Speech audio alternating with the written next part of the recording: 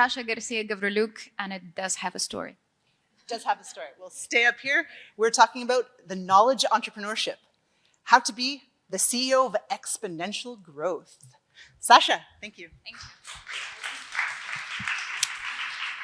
you. Okay, so my name is Sasha Garcia Gavrylyuk, and being born Slavic, I come from Ukraine, living in Spain, married to an Argentinian, and I studied in the US.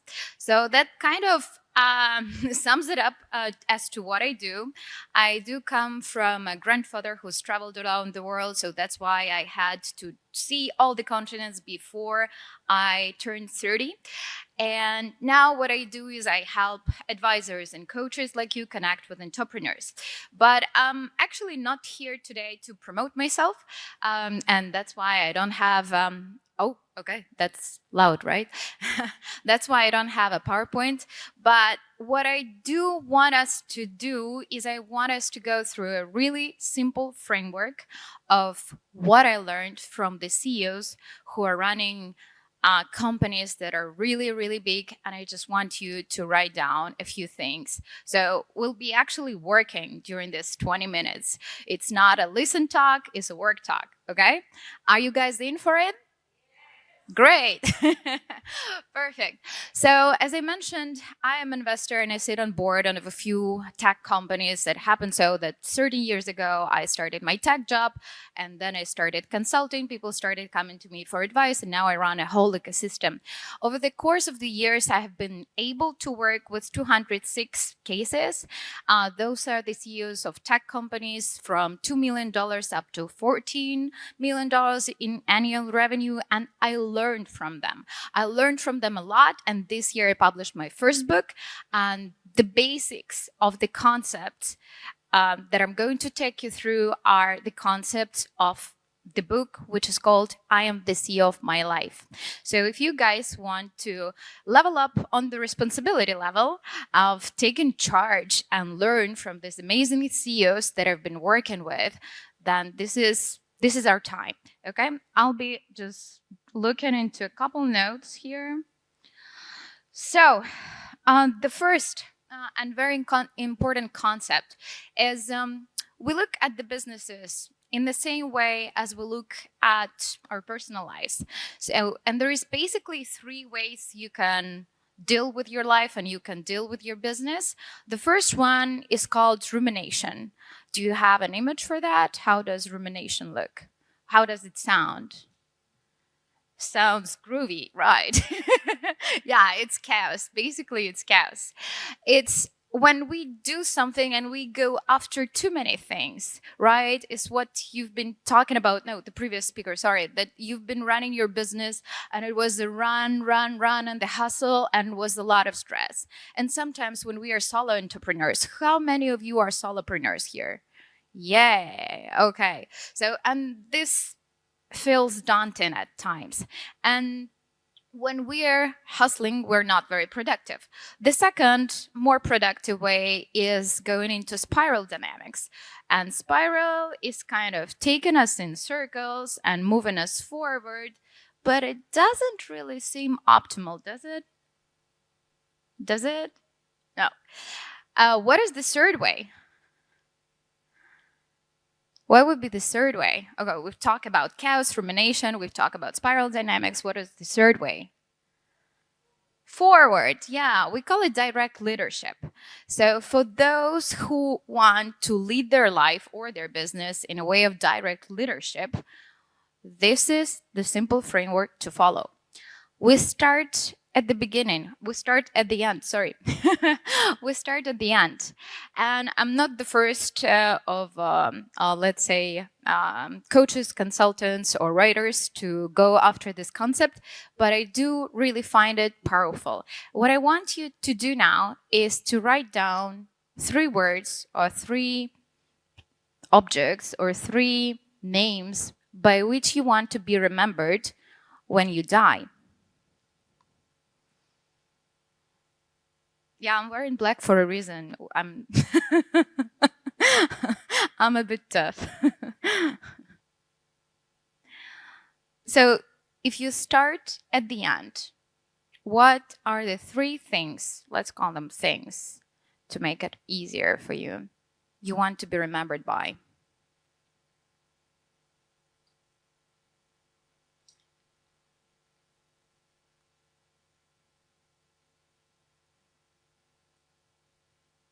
While you are writing, I'll tell you the story where this concept came from to me. Because in our research work, we speak to a lot of companies, and this one is a company out of Ukraine.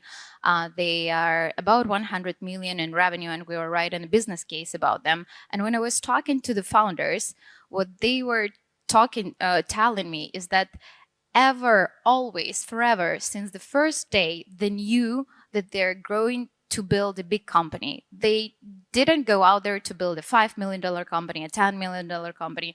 They know that they're building a unicorn, and they will not stop until they're there. And it's been their dream since they were students. And it doesn't look, let's say, like an overachievement for them. It really looks very natural for them, because this was the end they started with. So they are really, really precise about the end, where they're going.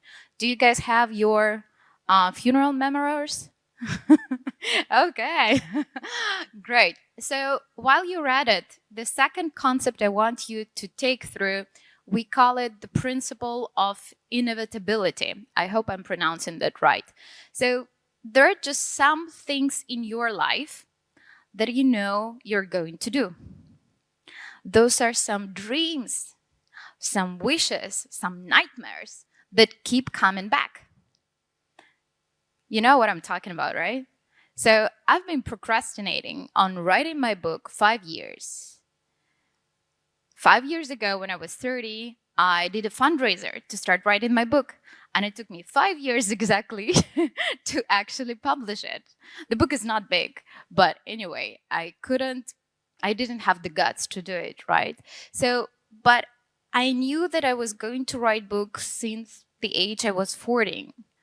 And this is something that kept coming back to me in my dreams. This is something inevitable. So write down the 3 things that you think are inevitable for you.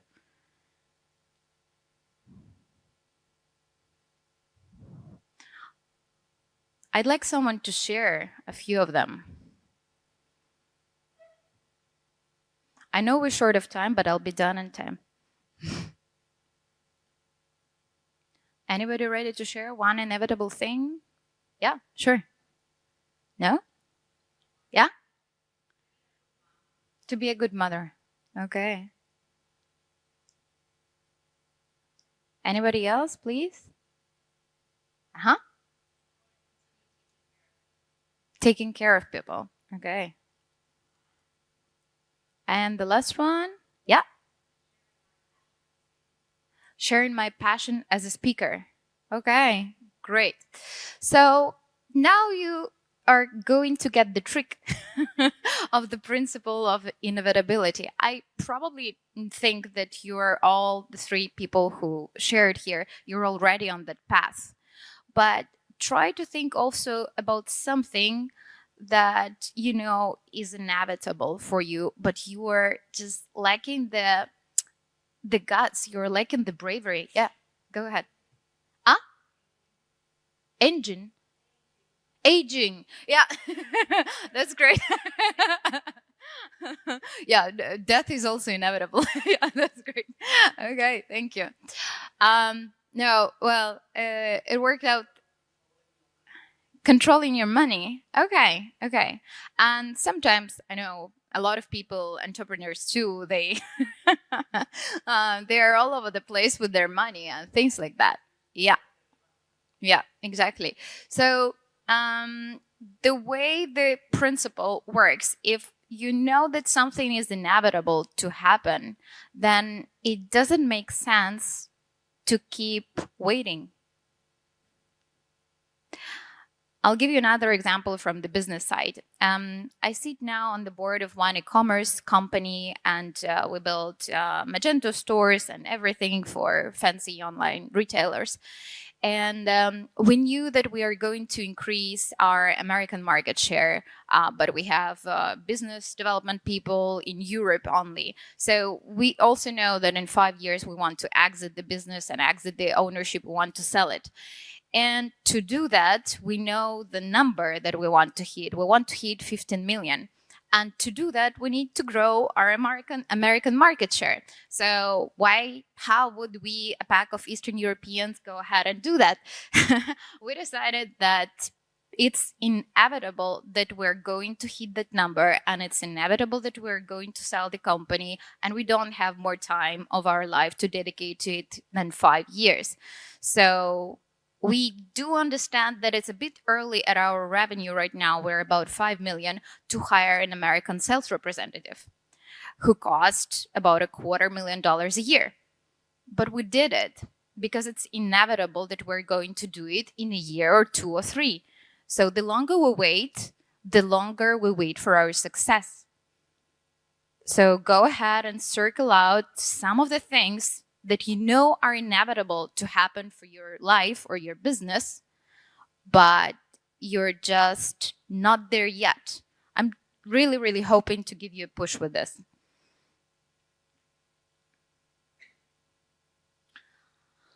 The last concept I'm going to share with you today is the concept we call about the referral points. Referral points are supposed to be our guidelines, our lighthouses in life. Some of them may be connected to our business, some of them may be connected to our personal life, but it seems that overall the narrative of all the social media, all us holistic coaches and mindful people changed, and we're telling everybody just look inside yourself and know who you truly are, and never look around yourself, and focus on your inner voice and higher self, and this is the only source that is going to provide you the truth. But what we figured out is that entrepreneurs grow when they are looking at their competition. When they're looking at the competition of their level, they're looking at the competition 50% bigger than them. They're growing when they're looking at the competition 10 times bigger than them, because they inspire them. I do agree that an entrepreneur and any person, and especially a coach or a guru, has to be really holistic and connected to their inner self to be able to work with people and to do the great things. But we stopped forgetting to look out for inspiration. So what I want you to do as the last exercise we're going to do today is to write down 3 names or 3 portraits of the referral points you're after in your business, in your social media, or in your personal life. For example, I'll share with you my referral points. I have 2 in terms of my family life. First one is Victoria and David Beckham. I'm really inspired by them. I might never achieve that, and I'm okay with that. But I just love having 2 people who are both healthy, happy, have been able to have a big family and realize themselves as professionals, right?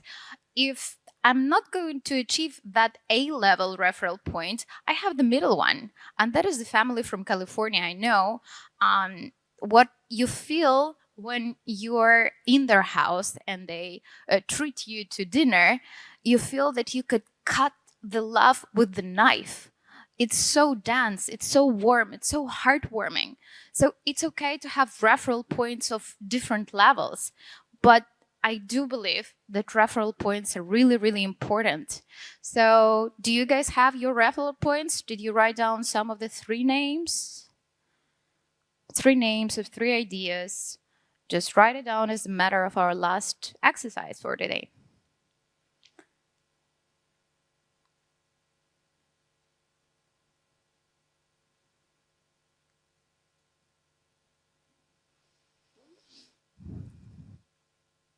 Okay, to sum up, let's go over the framework of the CEO of exponential growth. We start at help me out. At the end, we start at the end. We start with the funeral. Then we look at the things that are inevitable. Thank you. Yeah. And last but not the least, we figure out the referral points. I hope that you will take away these 3 simple steps, and whenever you feel lost, whenever you feel that you lack inspiration, just sit down and write that down in your phone or whatever. Take a cup of coffee, 15 minutes. We all can spare that in order to be able to become the CEOs of our lives. Thank you.